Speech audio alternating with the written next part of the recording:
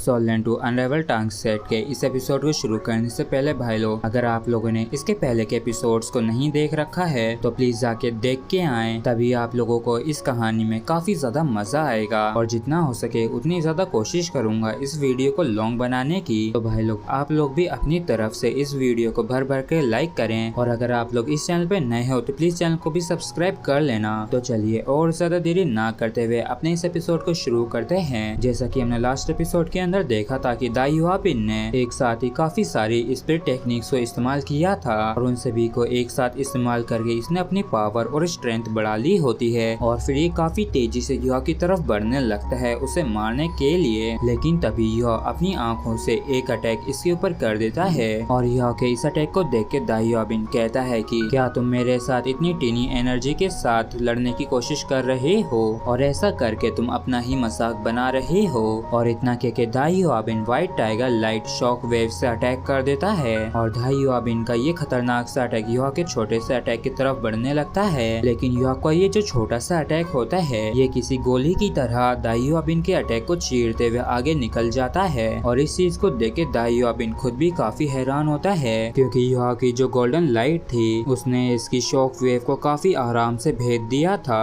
और दाई युआपिन इसे ब्लॉक करने के लिए कुछ भी कर पाता उससे पहले ही ये गोल्डन लाइट इसे हिट कर देती है, जिस वजह से इस एबिलिटी का दाई युआपिन के ऊपर असर होने लगता है, और ये कुछ समय के लिए अपनी कॉन्शियसनेस को खो बैठता है। और तभी हम युआ को भी थोड़े एक्शन में देखते हैं, और ये अपनी fourth spiritual technique mental chaos का इस्तेमाल करते हुए मन में कहता है कि इस फोर्थ स्पिरिट टेक्निक को मैंने सिल्वर मून वुल्फ किंग से ऑब्टेन किया था, और अब मैं इसे तुम्हारे ऊपर इस्तेमाल करूंगा। और सभी लोग काफी हैरान होते हुए कहते हैं कि आखिर दाई युआपिन को क्या हुआ, और दाई युआपिन ने तो तब से ही घूमना शुरू कर दिया है जब से उस गोल्ड लाइट की टीनी बीम ने उसे हिट किया है। और इस सब जुआन लाओ कहते हैं कि पहले तो मैंने सोचा था कि युआ काफी ज्यादा बिजी रहा होगा अपने स्पिरिट डिवाइसेस को कल्टीवेट करने में, और इसने अपने स्पिरिट एजेंट्स को कल्टीवेट करने पे ध्यान नहीं दिया होगा। लेकिन अब ऐसा लगता है कि मैं बिन मतलब ही चिंता कर रहा था। और तभी युआ डोंगर से कुछ करने के लिए कहता है, तो डोंगर कहती है कि ठीक है, समझ गई। और हम देखते हैं कि वू फेंग इन दोनों की तरफ ही चार्ज करके आ रही है, जिसकी तरफ युआ भी बढ़ने लगता है। तो इस चीज को देख के वू फेंग काफी हैरान होती है, और युआ को वू फेंग की तरफ जाते हुए देख ये मोटा लड़का चौंकते हुए कहता है कि धत तेरी की, इनका टारगेट तो वू फेंग है। इसलिए मोटू काफी तेजी से आगे बढ़ते हुए कहता है कि वू फेंग चिंता मत करो, मैं तुम्हें बचाने आ रहा हूँ। और इस सब लिंग लियो चैन भी अपनी पावर को इस्तेमाल करते हुए कहती है कि मूव मत करना, ये आइस केज तुम्हारी मदद कर सकता है इनके अटैक्स को ब्लॉक करने में। और इस तरह वू फेंग कहती है कि बहुत अच्छे, लेकिन अब मेरी स्पिरिट एजेंस तुम्हारी वजह से रेस्ट्रिक्ट हो गई है। तो लिंग लियो चैन कहती है कि लेकिन मैं अपनी पूरी कोशिश करूंगी अपने सबसे स्ट्रॉन्गेस्ट डिफेंसिव कैपेबिलिटीज को रिलीज करने में, और मैं दावे के साथ कह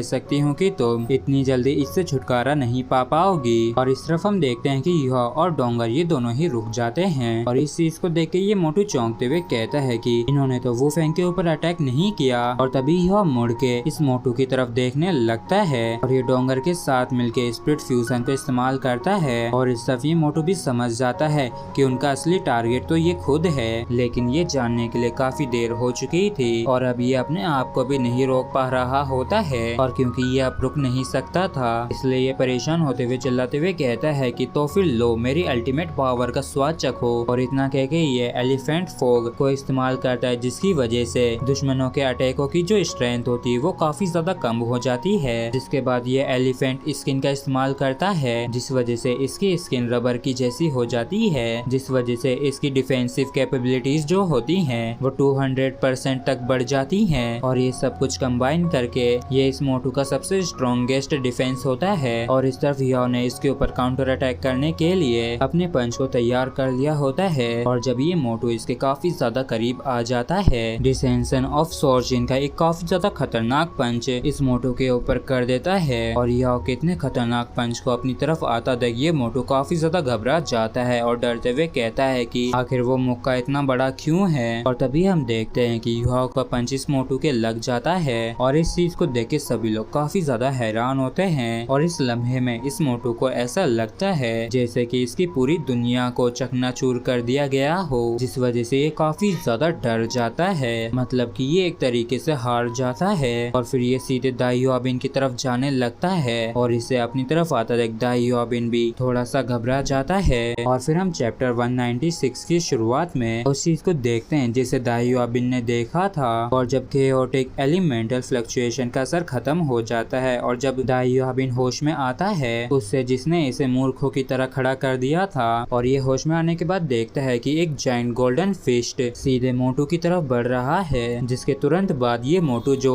जाइंट गोल्डन बॉल के अंदर बदल रखा था ये उड़ते हुए सीधे इसी की तरफ आने लगता है। और दाइयोबिन इसे रोकने की कोशिश करता है, लेकिन मोटू की फोर्स की वजह से दाइयोबिन भी इससे टकरा के काफी दूर जा गिरता है। और नीचे गिरने के बाद दाइयोबिन तो उड़ जाता है, लेकिन मोटू नीचे पड़ा पड़ा घबराते हुए डरती हुई आवाज में कहता है कि आखिर मेरा डिफेंस कैसे टूट सकता है। और इस तरफ ये ऑडियंस काफी हैरान होती है, और यहाँ तक कि मोटू को तो 7 treasure glaze tile pagoda support भी कर रहा था, लेकिन तब भी ये हो याओ के एक सिंगल पंच को भी नहीं झेल पाया। और जब दाइयोबिन का कांटेक्ट इस मोटू की बॉडी के साथ हुआ था तो दाइयोबिन ने इससे एक इनक्रेडिबली टेरिफाइंग प्रेशर को महसूस किया, और ये बिल्कुल किसी एम्परर के डिसेंशन जैसा था जिसने प्रेशर का ऐसा आह्वान किया कि व्यक्ति सांस लेने में असमर्थ हो गया। और इसके बाद स्पाइन चिलिंग का टेरर आया, लेकिन इन सभी के बावजूद दाइयोबिन काफी ज्यादा बहादुरी के साथ आगे बढ़ता है। और दाइयोबिन आगे बढ़ते हुए युहाओ के हाथ में एक गोल्डन लाइट को ग्लो करते हुए देखता है, और फिर वो युहाओ आइस और स्नो में कहीं गायब हो जाता है। और इस चीज को देख के दाइयोबिन चिल्लाते हुए कहता है कि हो युहाओ अपनी बैटल को छोड़ के मत भागो, और दम है तो बाहर निकल के आओ। और इस सब निंगतियान कहती है कि सभी लोग शांत हो जाओ, हमने अभी मात्र सिर्फ एक ही बंदे को खोया है, और अब भी हमारी टीम का जो मेन अटैकर है वो यहाँ पे है, तो मैं अपने पगोड़ा से उसे सपोर्ट करूंगी। और तभी हम इस आइस और मिस्ट के बीच में हुआ याओ को देखते हैं जिसने किसी तरीके के खतरनाक अटैक कर दिया होता है, जो कि सीधे इस निंगतियान को आके लगता है। और इस सब लिंगलुओ चैनमन में कहती है कि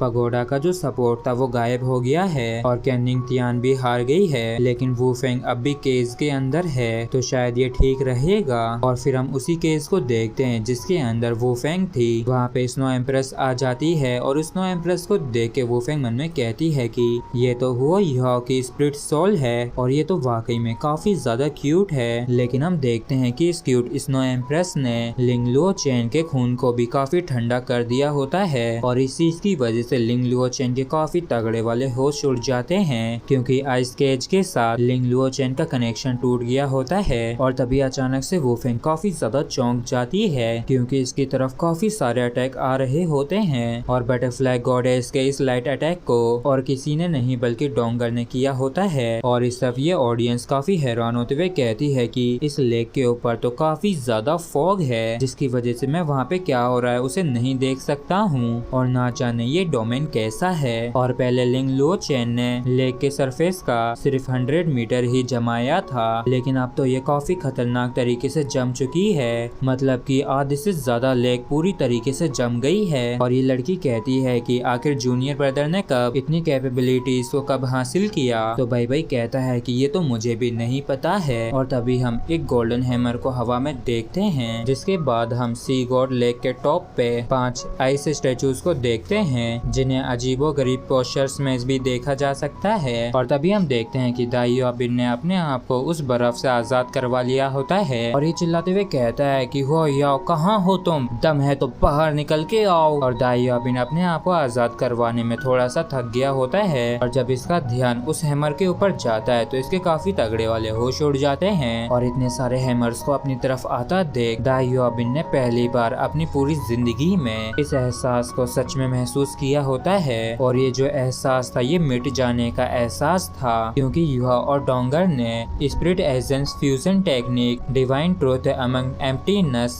स्पिरिचुअल टेम्पेस्ट से दाइयोबिन के ऊपर काफी खतरनाक अटैक कर दिया होता है। और बाहर के लोगों को ये बिल्कुल भी स्पष्ट नहीं होता है कि इस डोमेन के अंदर क्या हो रहा है, लेकिन एक चीज इन सभी को ही स्पष्ट होती है कि जो बैटल फील्ड है वो इस बर्फीले तूफान के अंदर ही है, और ये बर्फीला तूफान ज्यादा समय तक नहीं चलता है और लगातार धीरे धीरे करके रुक रहा होता है। और अब भी युहाओ और डोंगर खड़े होते हैं, और इस नजारे को देख के सारी ऑडियंस काफी हैरान होती है और कहती है कि क्या कोई 5 रिंग वाला स्पिरिचुअल किंग कुछ ऐसा भी कर सकता है क्या। ये पूरी तरीके तरीके से अविश्वसनीय है। और इस तरफ प्रिंसिपल यान और प्रिंसिपल लिंग भी काफी हैरान होती हैं, जबकि इस तरफ यॉ कहता है कि डोंगर मैं तुम्हें देखना चाहता हूँ, तो क्या मैं तुम्हें देख सकता हूँ, जिस पर डोंगर हामी भर देती है। और फिर यॉ वांग डोंग के इस हेड को हटाने के लिए अपने हाथ को आगे बढ़ाने लगता है और ऐसा करते हुए यॉ के हाथ भी कांप रहे होते हैं।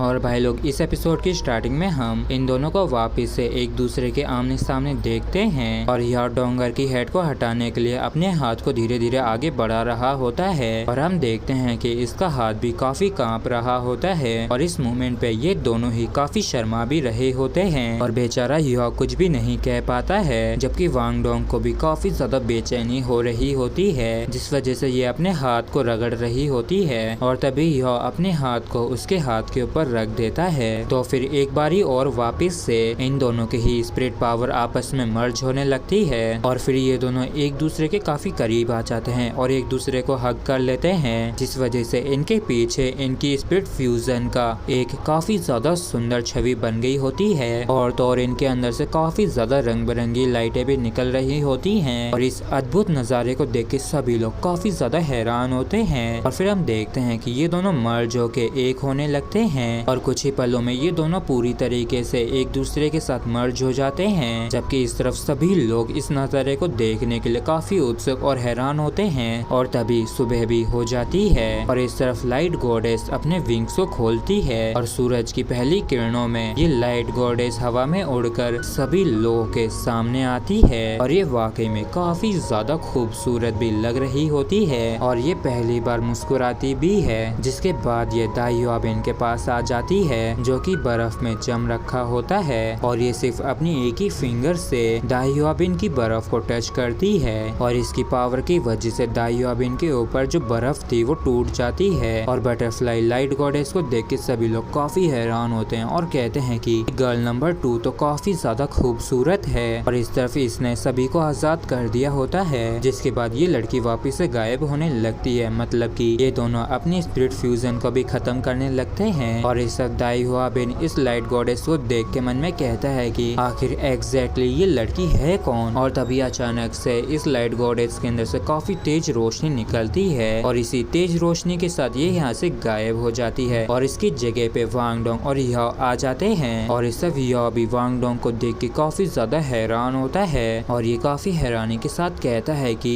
तो बात ऐसी थी और जिस गॉडेस को मैं सपनों में हमेशा ढूंढता रहा वो असल में हमेशा से ही मेरे साथ थी। और भाई लोग, आगे बढ़ने से पहले अगर आप लोगों ने वीडियो को लाइक नहीं किया या फिर चैनल को सब्सक्राइब नहीं कर रखा है तो मेरी सिर्फ एक ही रिक्वेस्ट है कि चैनल को सब्सक्राइब और वीडियो को लाइक जरूर कर दें। और फिर डोंगर कहती है कि हमारी फैमिली के अंदर एक भेस बदलने की टेक्निक है जिसकी मदद से हम अपने फेस के स्ट्रक्चर और वॉइस को बदल सकते हैं। वैसे तो ये बदलाव ज्यादा बड़े नहीं होते हैं, लेकिन तब भी बदलावों को बताना काफी मुश्किल होता है। और फिर यह भी थोड़ा सा चौंकते हुए कहता है कि अब कोई हैरानी नहीं कि तुम पहले से अलग दिख रही हो, तो ये प्रॉब्लम थी और तुमने सच में इस चीज को मुझसे काफी अच्छी तरीके से छिपाए रखा। तो डोंगर कहती है कि मुझे माफ कर दो, तो यह कहता है कि नहीं, तुम मुझे माफ कर दो, मैं ही इतना स्टूपिड था और तो और तुम पहले ही कह चुकी हो ना कि मैं तुम्हारा इडियट हूँ, तो अब तुम इस चीज के लिए पछताना मत। तो वांग डोंग मुंह फेरते हुए कहती है कि पहले मैंने इस बारे में सोचा था, लेकिन वैसे भी तुम्हारे पास तो जूजी है ना। तो यह घबराते हुए कहता है कि जैसा तुम सोच रहे हो वैसा कुछ भी नहीं है, हम तो सिर्फ फ्रेंड्स हैं। और इसके अलावा जब हमने पहली बार इस स्पिरिट फ्यूजन को इस्तेमाल किया था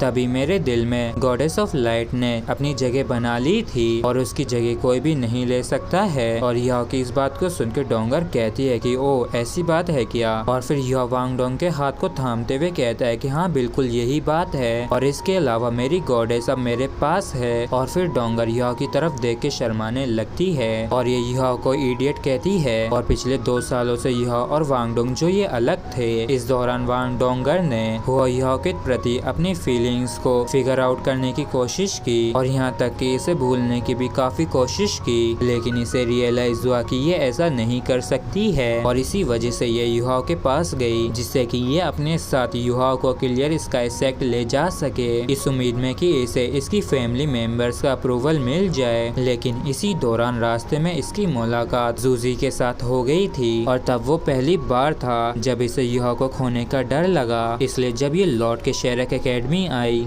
तो इसने अपने असली जेंडर के बारे में बाई बाई जियांग नान और जियाओ जियाओ को बताया, इस उम्मीद में कि इसे इनकी मदद मिल सके। और शुरुआत में ये युहा को सच्चाई बताने से पहले हाई लेवल स्पिरिट मास्टर्स के continental inter school spirit tournament को जीतना चाहती थी, लेकिन कुछ समय बाद इसे एहसास हुआ कि ये तब तक इंतजार नहीं कर सकती है और भले ही इनका रिश्ता कितना ही गहरा क्यों ना हो और जिन कंडीशंस की वजह से युहा को नहीं पता था कि ये एक लड़की है, तो इनके लिए लड़का लड़की का रिलेशनशिप रखना नामुमकिन था। लेकिन अब सब कुछ क्लियर हो चुका है कि ये इडियट उस हद तक भी स्टूपिड नहीं है और आखिरकार डोंगर को अपने इंतजार का मीठा फल मिल ही गया और फिर ये दोनों एक दूसरे के साथ ही आगे बढ़ने लगते हैं। और यह कहता है कि Elder senior sister, Elder senior brother, क्या अब हम यहाँ से जा सकते हैं और क्या अब ये इवेंट खत्म हो गया है? ये लड़की चौंकते हुए कहती है कि हाँ बिल्कुल, मैं तो भूल ही गई थी। और इस तरफ हेडमास्टर यान जुआनलाओ से कहते हैं कि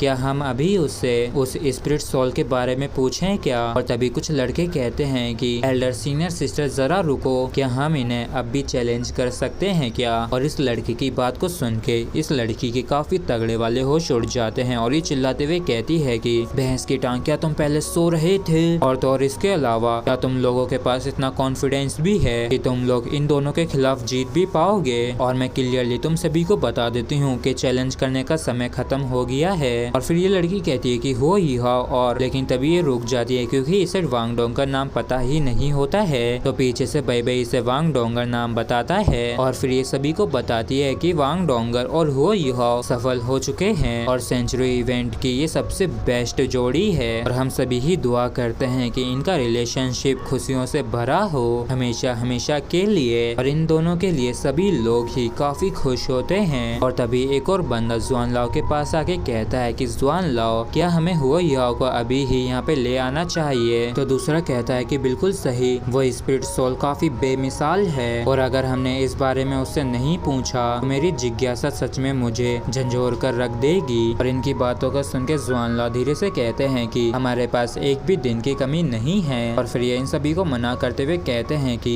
लोगों को तुमसे नफरत करने के लिए मजबूर मत करो और वो लिटिल कपल्स अभी अभी ही सेटल हुए हैं, इसलिए अभी उन्हें थोड़ा अकेले समय बिताने दो और कल सुबह सी गॉड पवेलियन आ जाना, हम सभी ही उससे इस बारे में साथ में पूछेंगे।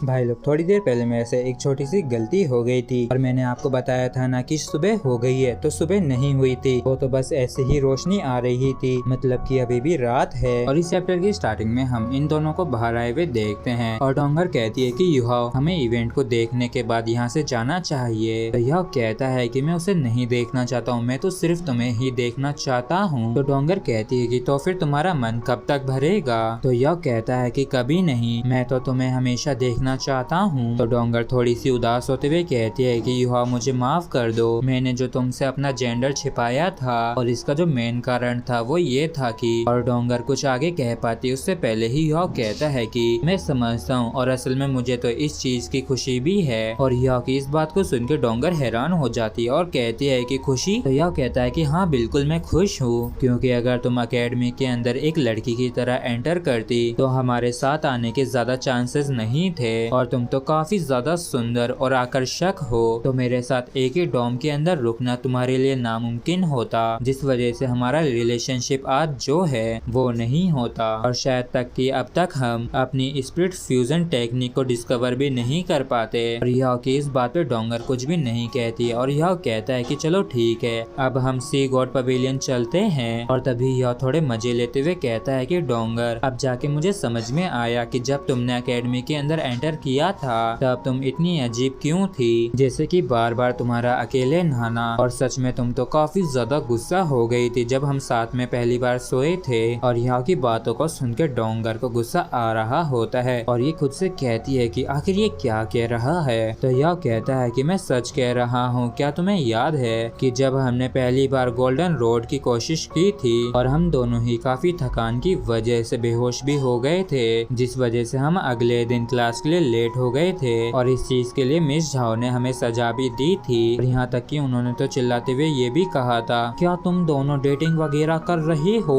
और मुझे लगता है कि उन्होंने कभी नहीं सोचा होगा कि असल में हम अब डेटिंग करेंगे। और डोंगर वैसे तुम ये बताओ, शुरुआत से तुम्हारी कोई ट्विन सिस्टर नहीं थी ना? तो डोंगर हंसते हुए कहती है कि क्या तुम सीरियसली अब मुझसे ये पूछ रहे हो? और हाँ, बिल्कुल नहीं थी और मैं सिर्फ एक लौती हूँ। तो यह कहता है कि तो मतलब कि तुम उस टाइम से ही मैच मेकिंग की सेटिंग कर रही हो? तो डोंगर कहती है कि ऐसा इसलिए क्योंकि तुम एक नंबर के गधे हो। तो यह कहता है कि बिल्कुल सही कहा, मुझे ये तो पता होना चाहिए कि उस दिन तुमने जानबूझकर अपने मास्क को नीचे गिराया था जिससे कि मैं उसे तुम्हारे लिए उठा सकूं। और यहाँ तक कि तुमने तो उसके ऊपर अपना नाम वांकुइयर भी डाला था। और क्या तुमने ऐसा जानबूझकर किया था जिससे कि मैं सी गॉड के फेट मैच मेकिंग इवेंट को अटेंड करूं? और यह कि इन बातों से डोंगर पूरी तरीके से अनजान होती है और कहती है कि क्या नकाब वांकुइयर, आखिर तुम ये किस बारे में बात कर रहे हो? तो यह कहता है कि ओ, अब तो तुम यहाँ तक कि बेवकूफों वाली जैसी भी एक्टिंग कर रही हो। और मैं उस दिन की बात कर रहा हूँ जब मैं एकेडमी के अंदर घुसा ही था, तब तुमने लड़कियों के कपड़े पहन रखे थे और एक नकाब भी। और जब तुम मेरे पास से गुजर रही थी तब तुम्हारा नकाब नीचे गिर गया था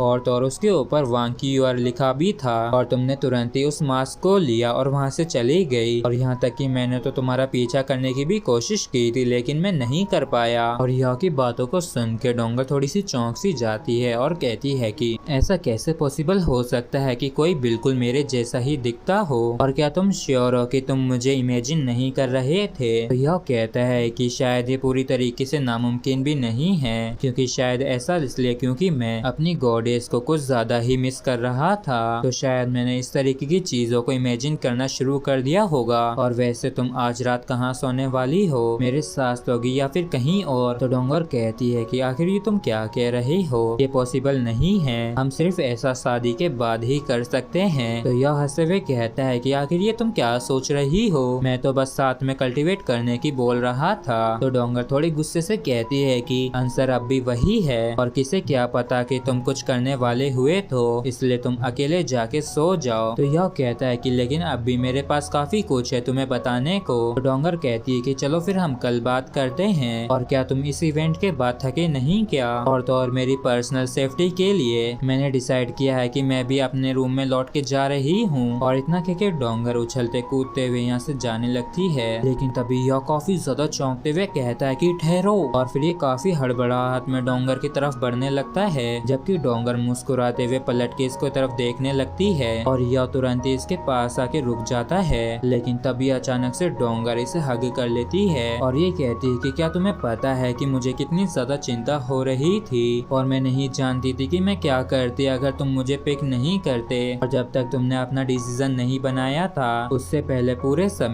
पहले मेरा माइंड पूरी तरीके से ब्लैंक था और मैं अपनी हेड को कई बार हटाना चाहती थी लेकिन मैं अनिच्छुक थी। और मेरी इच्छा इसलिए नहीं थी क्योंकि मैं नहीं चाहती थी कि तुम मुझे मेरे अपीयरेंस से मुझे चाहो। और तो और मैं अपने अपीयरेंस की वजह से इवेंट के दौरान तुम्हें मुसीबत में भी नहीं डालना चाहती थी। लेकिन आखिरकार अब सब कुछ सेटल हो ही गया। लेकिन अब मैं नहीं जानती हूँ कि हमारे बीच में अब और भाईचारा है या नहीं, या फिर अब हमारे बीच में रोमांटिक फीलिंग्स हैं और अब हम दोनों को ही एक दूसरे की नई आइडेंटिटी को स्वीकार करने के लिए अभी और भी समय की जरूरत है। और चलो धीरे धीरे शुरुआत करते हैं और मुझे भी थोड़ा समय दो, और ना सिर्फ मुझे बल्कि अपने आप को भी थोड़ा समय दो। और डोंगर की इस बात पे यह कुछ भी नहीं कहता है। तो डोंगर कहती है कि क्या तुम मुझसे गुस्सा हो? यह कहता है कि बिल्कुल नहीं, तुम बिल्कुल सही हो और इस दुनिया के अंदर सिर्फ तुम एक लौती है जो मुझे सबसे ज्यादा समझती है। और हाँ, ये बिल्कुल सच है कि हमारे रिलेशनशिप को अभी और भी ज्यादा समय की जरूरत है बदलने के लिए। लेकिन और तभी डोंगर हैरान होते हुए कहती है कि लेकिन क्या? और फिर यह अजीब सा मुंह बनाते हुए कहता है कि लेकिन अगर तुम मुझे यह अभी बता रही हो तो इसका मतलब तो ये हुआ ना कि तुम मुझे किसी ठरकी की तरह ट्रीट कर रही हो। हो। तो डोंगर भी इसे चिढ़ाते हुए कहती है कि हाँ बिल्कुल सही, तुम एक नंबर के ठरकी हो, बहुत बहुत बड़े वाले ठरकी हो, और अब मैं यहाँ से चलती हूँ, बाय बाय। और इतना कहकर डोंगर यहाँ से जाने लगती है, लेकिन तभी अचानक से यो पीछे से आके इसे बाहों में भर लेता है और कहता है कि आखिर तुम्हारी हिम्मत कैसे हुई मुझे स्टूपिड कहने की, तुम भी तो कितनी डम्ब हो, और क्या तुम मुझे समझती नहीं हो कि मैं तुम्हारी इजाजत के बिना कुछ भी नहीं करूँगा और मैं इंतजार करने के लिए तैयार हूँ। तो डोंगर कहती है कि हाँ बिल्कुल तुम्हें करना ही होगा, और शायद तुम्हें यहाँ तक कि अपनी पूरी जिंदगी भर इंतजार भी करना पड़े। तो यह कहता है कि तुम्हारे लिए तो मैं करने के लिए तैयार भी हूँ। और तभी डोंगर यह को एक बैग दे देती है, जिसे देखते हुए यह कहता है कि आखिर ये क्या है। और भाई लोग, वीडियो में आगे बढ़ने से पहले आप लोग कमेंट करके जरूर बताना कि ये डोंगर आप लोगों को बढ़िया लगी या फिर अपना पहले वाला ही वांग डोंग काफी बढ़िया था। और भाई लोग, इस चैप्टर के साथ ही हमारे 200 एपिसोड्स कंप्लीट हो जाएंगे सोल लैंड टू अनराइवल टांग सेक्ट के। तो फिर चलिए इस एपिसोड की शुरू करते हैं। इस चैप्टर की शुरुआत भी वहीं से होती है जहाँ पे हमारा लास्ट चैप्टर खत्म हुआ था, मतलब कि वांग डोंग ने उस पाउच को याओ को दे दिया होता है। तो याओ इसे देखते हुए पूछता है कि डोंगर ये क्या है। तो डोंगर कहती है कि ये तो मुझे भी नहीं पता है, और फर्स्ट अंकल ने इसे तुम्हें देने के लिए कहा था और कहा था कि अगर मैं तुम्हें स्वीकार कर लेती हूँ तो इस पाउच को मुझे तुम्हें दे देना होगा। और यहाँ तक कि उन्होंने मुझे भी नहीं देखने दिया कि इसके अंदर क्या है। तो याओ इस पाउच को खोलते हुए कहता है कि ये तो काफी अजीब है, और आखिर क्लियर स्काई सेक्ट के सेक्ट लीडर मुझे क्यों पाउच देंगे। और तभी डोंगर काफी चौंकते हुए याओ को रोकने लगती है और कहती है कि याओ इसे मत खोलो, अभी तुम इसे किसी भी हालत में नहीं खोल सकते हो, लेकिन अगर तुम इसे खोलते हो तो ये टूट जाएगा, क्योंकि फर्स्ट अंकल ने इसके ऊपर अपनी मेंटल सील लगा रखी है। इसलिए अगर तुमने इसे फोर्सफुली खोलने की कोशिश की तो अंदर जो भी चीज है वो टूट जाएगी, और एक बार जो तुम्हारी मेंटल पावर एक निश्चित लेवल पे पहुंच जाए तो तुम उनकी सील को तोड़ के इसे ओपन कर सकते हो। तो यह इसे देखते हुए थोड़ी हैरानी के साथ कहता है कि तो ये एक मेंटल सील है। और फिर यह अपनी मेंटल पावर से इसे खोलने की कोशिश करता है, लेकिन ये इसे नहीं खोल पाता है, और थोड़ा उदास होते हुए मन में कहता है कि सेक्ट लीडर का कल्टीवेशन तो वास्तव में काफी अमेजिंग है, और वर्तमान में मेरे लिए पूरी तरीके से नामुमकिन है इस सील को ब्रेक करना, और मेरी कल्टीवेशन की जो स्पीड है उसके हिसाब से मैं इसे स्पिरिट एम्परर पे पहुंच जाने के बाद ही खोल पाऊंगा। और तभी डोंगर कहती कि ठीक है अब मैं यहाँ से चलती हूँ। तो यह पूछता है कि क्या हम सच में साथ में कल्टीवेट करने नहीं वाले हैं। तो डोंगर कहती है कि नहीं, हम इस बारे में सब कुछ सेटल हो जाने के बाद में ही बात करेंगे। और इतना कहकर डोंगर यहाँ से चली जाती है, और यहाँ पे बस अकेला अब यह ही रह जाता है, और ये सोचते हुए मन में कहता है कि हम कल तक भाई थे, लेकिन आज हम कपल बन गए हैं, लेकिन अब भी हमारे रिलेशनशिप में कुछ ऐसा है जिसे डिस्क्राइब नहीं किया जा सकता है। और मुझे लगता है कि शायद हम दोनों को ही समय की जरूरत है एक दूसरे को पूरी तरीके से एक्सेप्ट करने के लिए। और फिर हम कुछ समय बाद का सीन देखते हैं जहाँ पे युवा घोड़े बेच के सो रहा होता है, और ये नींदों में डोंगर बड़बड़ा रहा होता है, और ऐसे ही डोंगर करते हुए सुबह हो जाती है। और जैसे ही युवा गेट के खटखटाने की आवाज सुनता है तो इसे ऐसा लगता है कि डोंगर आई होगी, तो ये जल्दी से भागते हुए जाके गेट खोलता है। लेकिन वहाँ पे तो प्रिंसिपल यान होते हैं जो कहते हैं कि आखिर तुम्हारी डोंगर यहाँ पे कौन है। और छोटू लगता है कि कल रात के बाद तुम्हारा दिमाग घास चढ़ने चला गया है। और हेडमास्टर यान की बातों को सुन के यह मुंह बनाते हुए कहता है कि हेडमास्टर यान गुड मॉर्निंग। तो हेडमास्टर यान हंसते हुए कहते हैं कि यंग मैन तुम्हें बधाई हो, जो तुम्हें कभी पता नहीं चला कि वांग डोंग एक लड़की थी। और इनकी बातों को सुन के यह थोड़ा हैरान होता है और कहता है कि आपकी बातों को सुन के ऐसा दिखता है कि हेडमास्टर आप इसके बारे में काफी पहले से जानते थे। तो हेडमास्टर यान कहते हैं कि हाँ बिल्कुल मैं जानता था, और ना सिर्फ मैं अकेला जानता था, यहाँ तक कि मूलाओ भी शुरुआत से ही जानते थे। और इस बात को सुन के युवा के काफी तगड़े वाले होश उड़ जाते हैं। और हेडमास्टर यान बताते हैं कि सी गॉड पवेलियन के कलेक्शन के अंदर एक ऐसी बुक है जिसमें mainly various rare spirit agents को इंट्रोड्यूस करवा रखा है, और उन सभी रेयर स्पिरिट एजेंट्स के बीच में ब्राइट गॉडेस बटरफ्लाई को भी रिकॉर्ड कर रखा है। और ये बताया गया है कि ये सिर्फ फीमेल स्पिरिट मास्टर्स में ही अपीयर होती है, और इसी वजह से वांग डोंग ने जब पहली बार एकेडमी के अंदर एंटर किया था तब से ही हम जानते थे कि वो एक लड़की है। और इस बात को सुन के युवा का काफी तगड़ा वाला मुंह उतर जाता है, और ये कहता है कि तो फिर आपने ये मुझे क्यों नहीं बताया, और यहाँ तक कि तो आपने मुझे एक ही रूम में उसके साथ अकेले रहने दिया। तो हेडमास्टर यान कहते हैं कि मुझे विश्वास है कि तुम्हें भी पता होगा कि वांग डोंगर क्लियर स्काई सेक्ट से है और निश्चित रूप से वही सेक्ट लीडर की पोजीशन को इनहेरिट करेगी। और क्योंकि एकेडमी के क्लियर स्काई सेक्ट के साथ काफी करीबी रिश्ते हैं, इसलिए हम उसकी आइडेंटिटी को एक्सपोज नहीं कर सकते थे। और चलो यहाँ से अब चलते हैं, सभी लोग ही हमारे लिए इंतजार कर रहे हैं। और इस बात को सुन के यह चौंक जाता है और कहता है कि क्या मेरे लिए इंतजार कर रहे हैं? तो हेडमास्टर यान कहते हैं कि हाँ बिल्कुल, क्योंकि कल रात तुमने सभी को काफी ज्यादा आकर्षित किया है और क्या तुम नहीं चाहते हो कि हमें भी पता चले? और तो जुआन लाओ ने स्पेशली मुझे ऑर्डर दिया है इस मीटिंग को रखने के लिए, सिर्फ तुम्हारे लिए। इसके बाद हमें सी गॉड पवेलियन का सीन दिखाया जाता है जहाँ पे पहले से ही एल्डर्स उपस्थित होते हैं और जुआन लाओ हंसते हुए कहते हैं कि हुआ या आखिर तुम यहाँ पे आ ही गए। तो यह माफी मांगते हुए हंसते हुए कहता है कि मुझे माफ करना, जो मेरी वजह से आप सभी को इंतजार करना पड़ा। और फिर जुआन लाओ खुश होते हुए कहते हैं कि कल की रात इतनी भी बुरी नहीं थी और आखिरकार तुम और डोंगर साथ हो ही गए। हालांकि कल रात जो तुमने कुछ टेक्निक्स को इस्तेमाल किया था, उस वजह से हम सभी ही पूरी रात उसके बारे में ही सोचने के लिए मजबूर हो गए थे। और तभी हेडमास्टर यान कहते हैं कि हो कैसा रहेगा कि अगर तुम सबसे पहले हम सभी को अपनी नई स्पेशल स्पिरिट रिंग से इंट्रोड्यूस करवाओ? तो मिस्टर डू कहते हैं कि हाँ बिल्कुल सही, इस बारे में जानने में हमें भी काफी खुशी होगी। तो यह कहता है कि ठीक है हेडमास्टर यान, जुआन लाओ और सभी लोग, तो फिर मैं आप सभी को ही इस चीज को एक्सप्लेन करूंगा। और इतना कहके युवा अपनी स्पिरिट रिंग को रिलीज करता है। इस वजह से चारों तरफ कोल्ड ऑरा फैल जाता है, जो कि स्नो एम्प्रेस की वजह से हुआ होता है। मतलब कि युवा ने स्नो एम्प्रेस को बाहर निकाल लिया होता है और इन सभी एल्डर्स को देख के तुरंत ही स्नो एम्प्रेस उनकी तरफ अपनी फिंगर को करते हुए अपनी पावर को इस्तेमाल करने लगती है। और इसे ऐसा करता देख वो युवा के काफी तगड़े वाले होश उड़ जाते हैं। ठहरो स्नो एम्प्रेस, आखिर ये तुम क्या कर रही हो? और इसी के साथ फ्रेंड्स एपिसोड भी हमारा यहीं पे खत्म होता है। अगर आप लोगों को वीडियो अच्छा लगा हो तो प्लीज चैनल को सब्सक्राइब और वीडियो को लाइक करना ना भूले। Thank you.